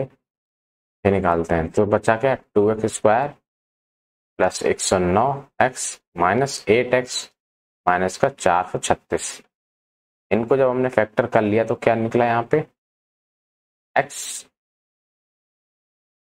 2x प्लस 109, इसमें से 8 कॉमन ले लो, माइनस का इज इक्वल टू, इसमें से घटाओ तो कितना बचेगा? x minus 109। तो sorry sorry sorry sorry sorry 2x है ना, इसमें 4 कॉमन आएगा, 4 कॉमन आएगा, 2x मल्टीप्लाई तो बचेगा कितना? x minus 4, 2x plus 109। ठीक है, तो 2x प्लस 109 जो है ना, ये तो हो नहीं सकता। x इक्वल टू क्या निकला? 4। x इक्वल टू क्या निकला? 4। तो यहाँ पे क्या आएगा? 4, यानी कि एक नंबर हो गया 45। जब इनका रिवर्स करेंगे तो एक नंबर क्या होगा? 54। तो 54 और 45 में से घटा दो, कितना हो जाएगा? यानी कि 54 में से 45 घटाओगे तो कितना बचेगा? 9। तो हमारा 9 जो है ना, वो क्या हो गया? 54 5 4 9, हाँ, तो 9 आंसर आएगा, तो 9 इज द आंसर। अगला देखो 22। If sum of digits of number 10 n minus 1 where n is natural number is equal to 3798, then what is the value of n? देखो, कोई सम ऑफ डिजिट है, ठीक है, किसी नंबर की, यानी कोई बड़ा नंबर है, उनको उनकी अगर डिजिट्स को अगर हम सम करेंगे, एन कोई नेचुरल नंबर है, अगर उनकी डिजिट को सम करेंगे तो इतना बैठेगा जाके, तो मतलब बहुत बड़ा नंबर होगा कोई। ठीक है, तो एन की वैल्यू पता करनी है, तो मान लिया कि एन इक्वल टू अगर हम 1 रख दें तो 10 इंटू 1 इक्वल टू क्या आ जाएगा? 9। 10 की जगह हम अगर हम इसके 2 रख दें तो 10 स्क्वायर माइनस 1, यानी कि ये 99 होगा। अगर 10 की जगह 3 रख दें तो क्या आ जाएगा? 1000, यानी 9999 हो जाएगा। ऐसे ही 4 रख दें तो क्या आ जाएगा? 9999 हो जाएगा। ऐसे ही अगर हम एन रख दें तो क्या आ जाएगा? 99999 कितने तो एन टाइम्स हो जाएगा, तो इसकी क्या आएगा? 9n टाइम्स वैल्यू आ जाएगी। कितने टाइम्स आ जाएगी? 9n times value. तो 9n टाइम्स जो है ना, अगर उनको हम ऐड करते हैं तो कितने के बराबर आती है? मतलब कोई वैल्यू है n तक जा रही है, तो पता नहीं कितने n तक जा रही है, जिसका अगर सम करेंगे तो इतना आएगा। तो हमने 9, ये सारे 9 के टर्म में आ रहे हैं, 9999, तो हमने क्या किया? 9n जो है कोई सम ऑफ डिजिट है, सम ऑफ डिजिट क्या होगी? 9n। तो 9n किसके इक्वल में? इसके, तो 9 से उड़ा दो, n इक्वल टू क्या होगा? 37989 से उड़ा दो, 9 चौको 36, 9 दूनी 18, 9 दूनी 18, यानी कि n बराबर क्या हुआ 422। कितना हो रहा है 422, यानी बी इज करेक्ट आंसर। यानी कि यहाँ 422 अगर रख दो तो 422 से अगर रख दोगे तो उन बहुत सारे डिजिट 999999999 करके यार आ जाएंगी 422 बार। 422 बार सारे 9 को अगर हम प्लस कर देंगे तो हमारे पास क्या निकलेगा 3798 आंसर निकलेगा। यानी कि ये हमारा आंसर है। नेक्स्ट क्वेश्चन पे चलते हैं। How many prime numbers are there between 1 to 15? 1 से लेकर 50 तक कितने प्राइम नंबर हम बता चुके हैं, 15 होते हैं। Next question, find the sum of all multiple of 3 less than 50। सभी 50 से लेस देन जितने भी नंबर्स होते हैं, ठीक है, find the sum of all multiple of 3 less than 50। तो 3 के जितने मल्टीपल होते हैं, मतलब 50 से कम हो 3 के मल्टीपल, वो सारे अगर आप लिख दें और उनको अगर आप गुणा कर दें तो कितना आएगा। तो देखो 3 के मल्टीप्लाई 3 से शुरू होंगे, यानी 3, 3 दूनी 6, 3 त्रिक 9, 3 चक 12, डॉट डॉट डॉट, 15, 18, यानी कि 15 3 45 और 16 3 48, यानी कि लगभग 48 तक जो है ना वो नंबर जाएंगे। कितने तक जाएंगे 48 तक। मतलब कि पहला 3 का अगर हम 16 से मल्टीप्लाई 3 का कर दें तो कितना जाएगा 48, यानी ये 50 से कम है। तो टोटल कितने नंबर हो जाएंगे 16। कितने नंबर हो जाएंगे टोटल 16 ऐसे नंबर हो जाएंगे जो 3 के मल्टीपल होंगे 50 से कम। ठीक है, क्योंकि डायरेक्ट 16 से मल्टीप्लाई कर लो, 16 तो 48, यानी कि 48 3 का मल्टीपल होता है। और अगर ज्यादा करेंगे तो 50 से ऊपर निकल जाएगा। तो बस हमने ऐसे ही दिमाग लगा के ये सब कर लिया। ठीक है, अगला देखो क्या कह रहा है। तो 3 6 9 12 डॉट डॉट डॉट 48 तक टोटल नंबर गए। तो कितने टोटल नंबर है 16। ठीक है, तो नंबर ऑफ टर्म तो हमें पता ही चल गया कितने हैं 16। ठीक है, तो इसका हमने फॉर्मूला बताया था, अगर कोई भी नंबर है उसका अगर सम करते हैं तो कैसे करते हैं। तो क्या होता है last number plus first number को 2 से डिवाइड कर दो और मल्टीप्लाई नंबर ऑफ टर्म। ठीक है, तो लास्ट नंबर कितना था 48, पहला नंबर कितना था 3, 2 से डिवाइड कर दिया और नंबर ऑफ टर्म कितने थे 16, यानी 16 बार ऐसे नंबर हैं जो 3 3 के मल्टीपल हैं। 2 से 16 को उड़ा दो, 2 8 16। ठीक है, 2 8 16, यानी कि 48 और 3 कितने होते 51 इंटू 8, यानी कि 8 एकन 8 और 8 पंचे 40, 408। 408 सम करें 408, इसका आंसर आएगा। अब देखो क्या कह रहा है, what decimal of week in an hour. बहुत सिंपल सवाल है। देखो एक आवर में कितने डेसिमल ऑफ वीक आएंगे। जैसे 1 किलोमीटर में कितने सेंटीमीटर होते हैं, सॉरी मीटर होते हैं 1000। अगर 1 मीटर में कितने किलोमीटर होते हैं तो क्या करेंगे 1 से डिवाइड कर देंगे इसी को। इतने किलोमीटर होते हैं 1 मीटर में, क्योंकि ये जो है ना मीटर, ये मल्टीप्लाई में और इधर पहुंचेगा तो ये डिवाइड में आ जाएगा, तो यहाँ क्या बचेगा 1 मीटर ही बचेगा। ऐसे ही ये सवाल है। तो एक डे में कितने आवर होते हैं 24 आवर, और 7 डेज में कितने आवर्स होंगे 24 का मल्टीप्लाई 7 से कर दो, 7 चक 28, 7 दूनी 14, 14 कितना जाएंगे 168। अब 168, तो भाई एक वीक में कितने घंटे होंगे 168 आवर। ठीक है, और एक आवर में कितने वीक होंगे तो 168, तो इससे कर दो क्या डिवाइड, तो आंसर क्या आएगा। अब इससे आप डिवाइड करने चलेंगे तो आंसर आएगा ए, यानी कि 0.0059। आप करके देख लीजिए, यही आंसर है इसका। ठीक है, next question, 6 time a fraction is greater than 7 time its reciprocal by 11, what is the fraction. यानी कि किसी फ्रैक्शन का 6 गुना अगर करते हैं तो 7 गुना इसके रेसिप्रोकल के,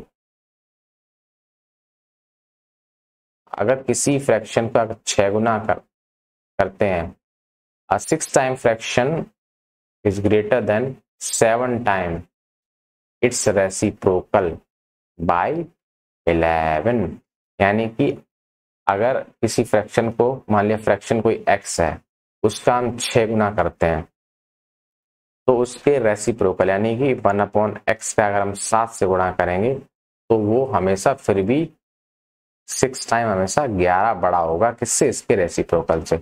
इसे सॉल्व कर लो तो भिन्न क्या होगा, यानी फ्रैक्शन क्या होगी, तो आंसर क्या आएगा? 6x = 7/x + 11। तो सॉल्व कर लो इसको, 11 का इसमें मल्टीप्लाई करो, कितना हो जाएगा? x में, तो x उधर पहुंच जाएगा, कितना बचा? 6x², और नीचे क्या बचा? 7 + 11x। ठीक है, इसे इधर ले आओ, 6x² - 11x - 7 = 0, यानी कि ये कितना निकला? 7 × 42। इन दोनों को मल्टीप्लाई कर लेंगे और इसके फैक्टर निकालेंगे। 42, 42 यानी कि 42 के फैक्टर निकालो, कितने होंगे? 2, 21, 3, 7, 7 तो 21 दूनी 42, यानी ऐसा प्लस और माइनस, प्लस करने के बाद -11 आए और मल्टीप्लाई करने के बाद 42 आए। तो कैसे करेंगे? 3 दूनी 6 और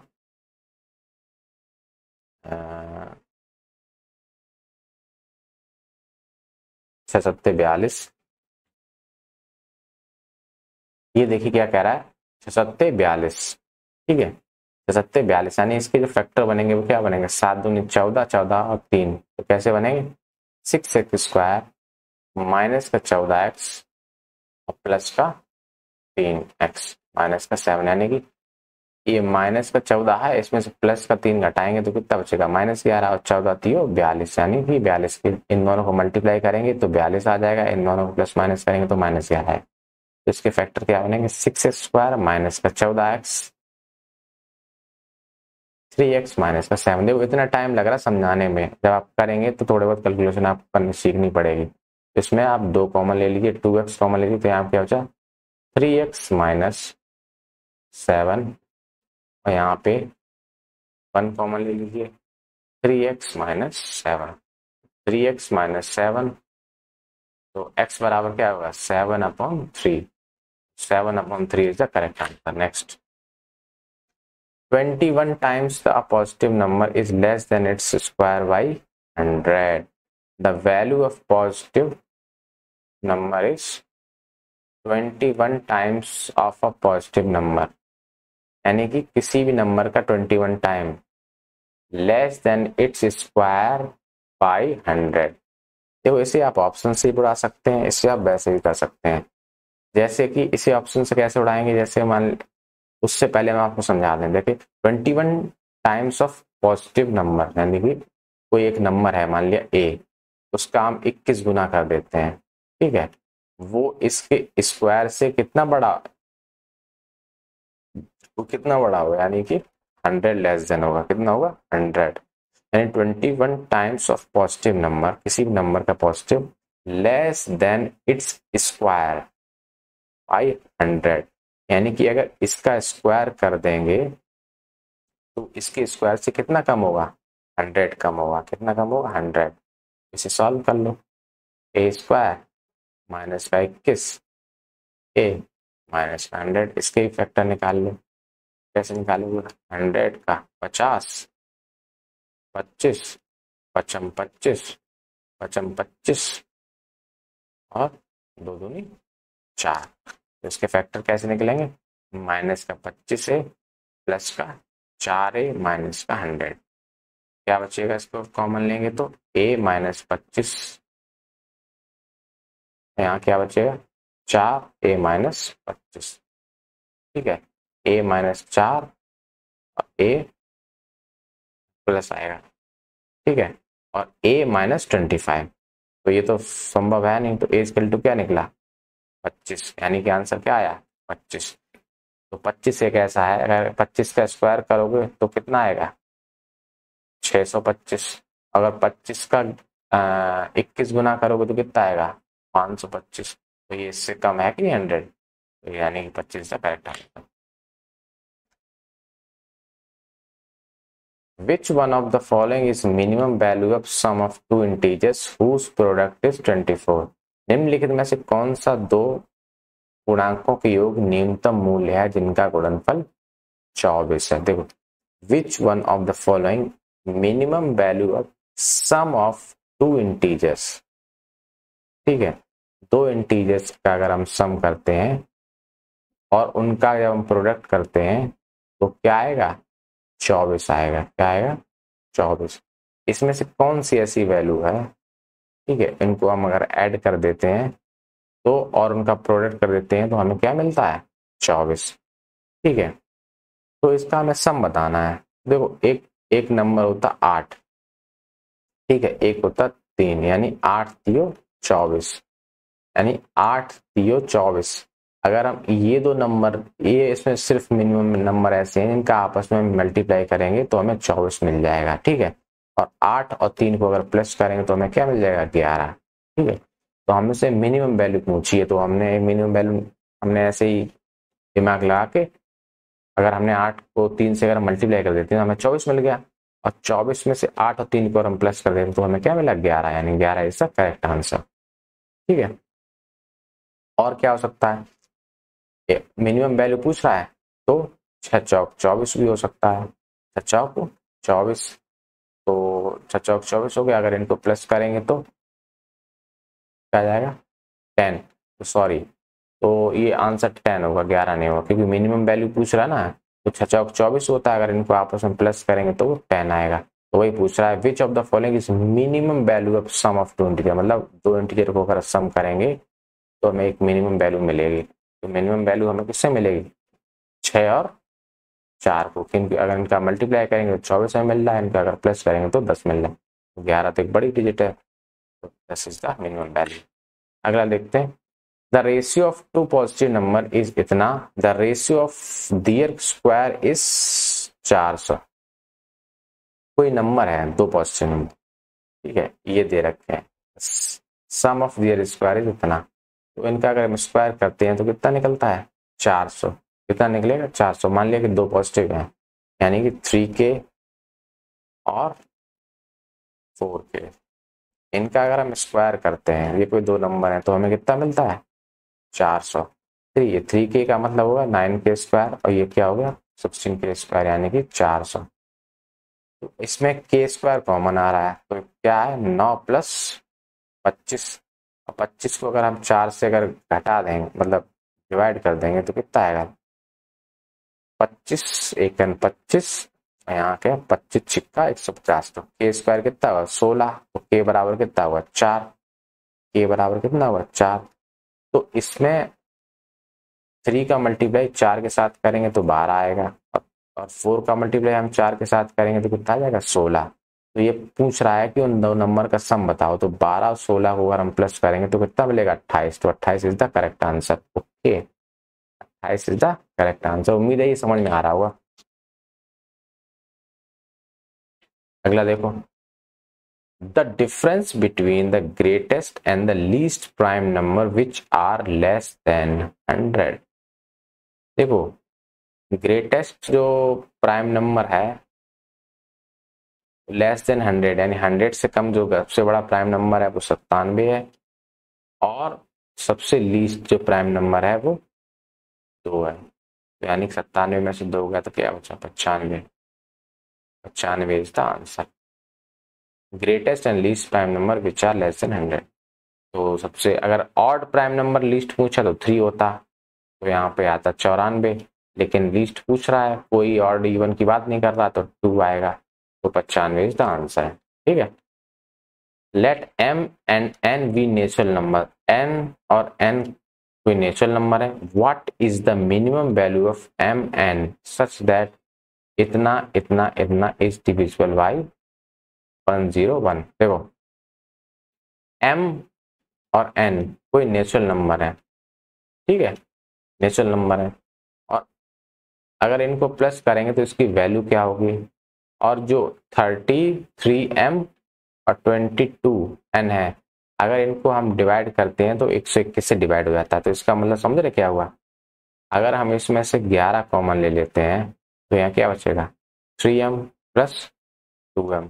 ये 2023 CDS का सवाल है ये, ठीक है, 121 का मतलब क्या होता है 11 इंटू 11, यानी कि 11 से तो 11 कट गया, तो यानी दूसरे 11 कटाने के लिए हमें यहाँ पर 11 ऐसा नंबर लाना होगा जो यहाँ पे 11 का मल्टीपल हो या 11 से कट जाए।